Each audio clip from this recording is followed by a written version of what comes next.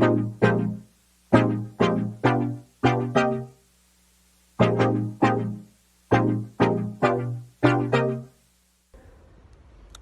so in this video I will quickly go into how these two different approaches to 1.5 play out here at COP27.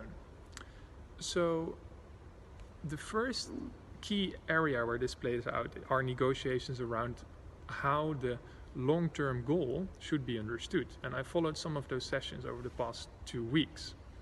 Developed countries want, under this agenda item, a clear reference that the 1.5 degree target should be understood as peaking emissions by 2025, halving emissions by 2030, and reaching net zero by 2050. And the current cover decision text sort of goes on top of that because it urges countries to align their NDC with this long-term goal and submit plans to become net zero by 2050.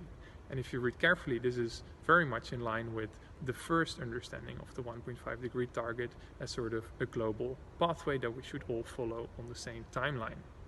But some developing countries pushed back on this, and they said they could not agree these paragraphs if it was not clearly framed in the context or with counterbalance of notions of the carbon budget and equity.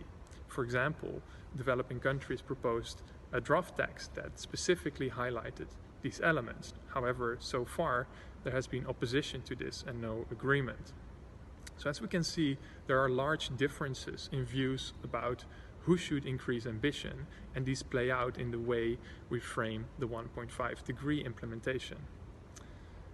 So ultimately, discussions about 1.5 are about these two different approaches to understanding it. And linked to this, transparency is often understood as a key enabler in enhancing ambition. But these discussions going on here show that it may be the other way around. Measuring progress may only become possible once there is a common understanding of what ambition even means.